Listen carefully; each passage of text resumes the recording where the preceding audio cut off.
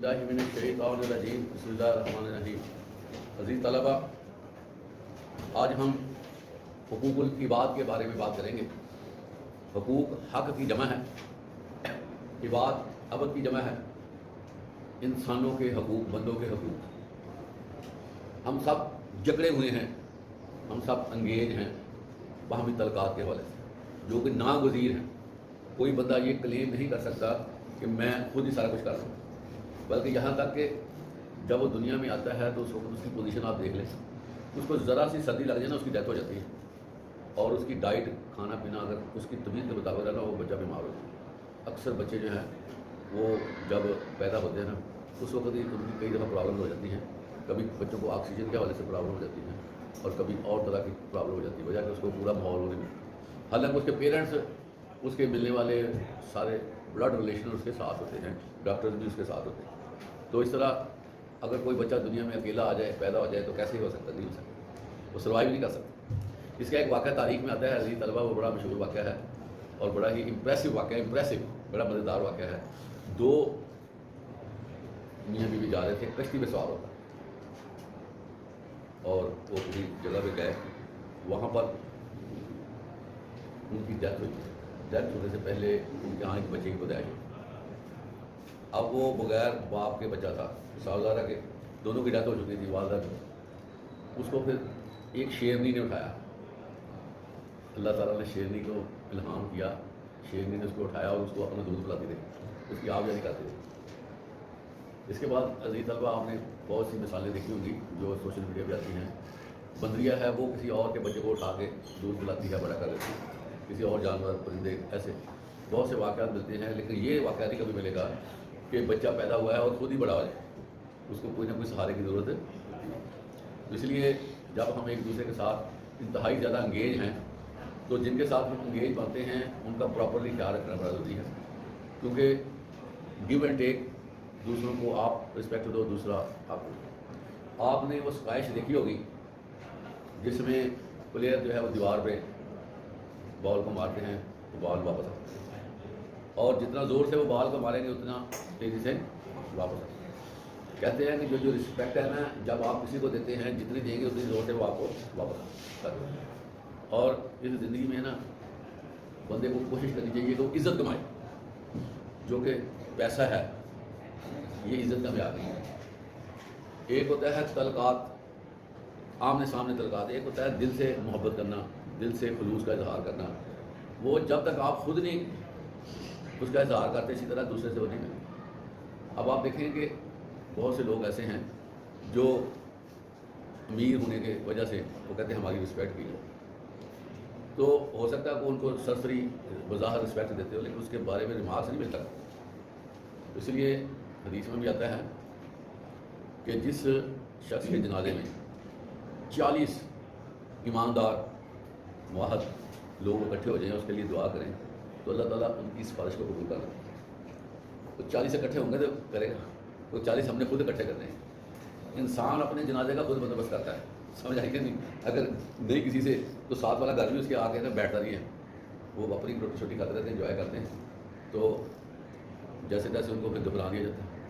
تو جب تک آپ پانی میں میٹھا نہیں ڈالیں گے، پانی کا ذائقہ میٹھا نہیں ہوگا، جتنی آپ عزت دیں گے اتنی دوسری۔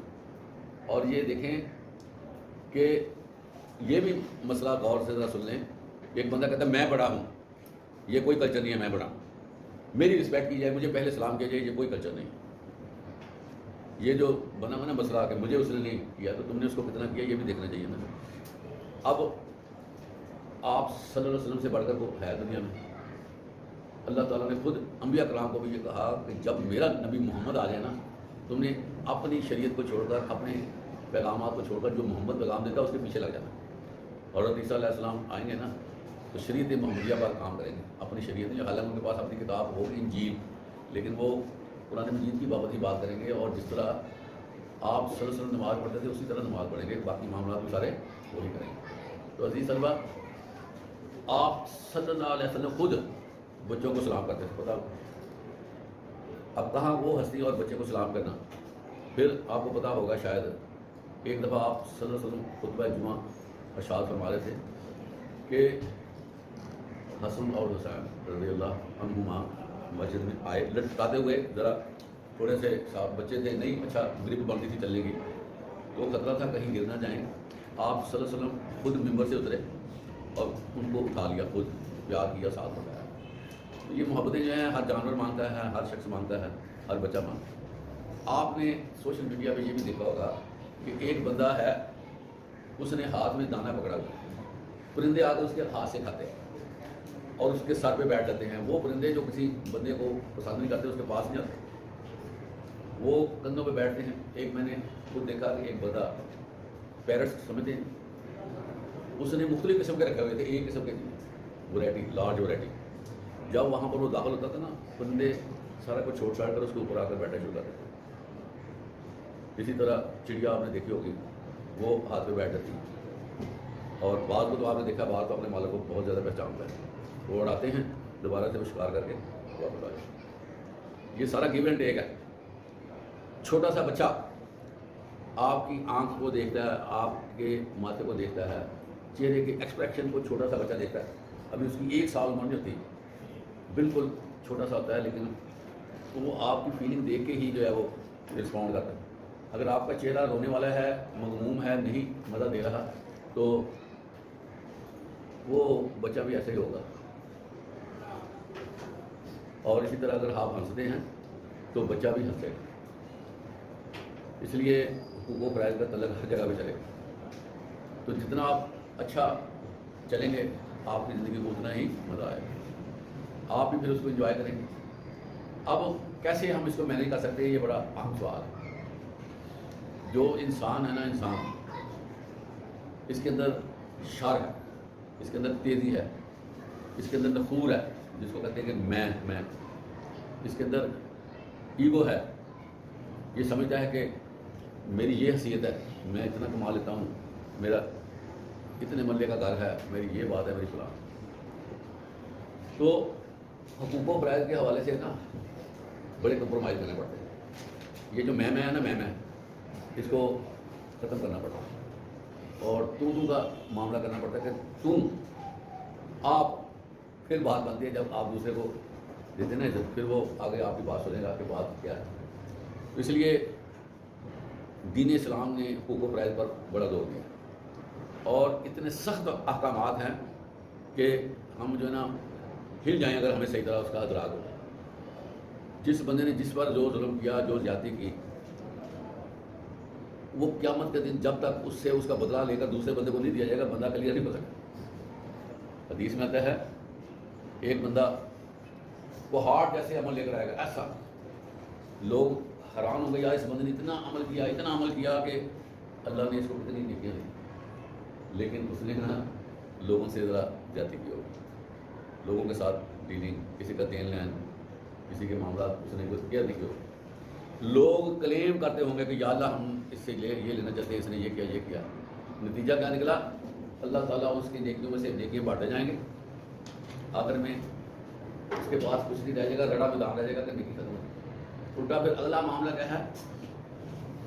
کسی کے گناہ اس کے ساتھ پر پڑنے شروع ہو جائیں گے۔ اس کو نیگیٹو مارکنگ کہتے ہیں، کہ اگر نمبر ہی نہیں آپ کے پاس تو آپ کے نیگیٹو کام شروع ہو جاتا ہے، آپ کو پھر آپ کے اور زیادہ کٹنے شروع ہو جاتے ہیں، مائنس میں آ جاتے ہیں۔ تو اس لیے حقوق و فرائض کا خیال کرنا بڑا ضروری ہے۔ اب دیکھیں نا، آپ کا اللہ کے ساتھ معاملہ ہے، اللہ ہی ناراض ہوا ہے، آپ اٹھیں نا صبح کے وقت، تہجد کے وقت، اللہ کی لڑ کو پکڑ لینا، آپ ہوں گے کہ اللہ ہوگا، معاملہ سیدھا ہو سکتا ہے۔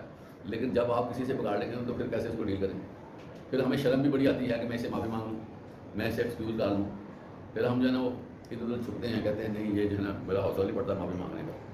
تو پھر اللہ سے معافی مانگنا زیادہ آسان ہے، بندوں سے معافی لینا مشکل ہے، ٹھیک ہے۔ اس لیے جو ہے وہ حقوق و فرائض جو ہے نا یہ بڑے ضروری ہیں، احتیاط کرنی چاہیے، اپنے پیٹے نہیں ڈالنے چاہیے کہ چلیں کوئی نہیں۔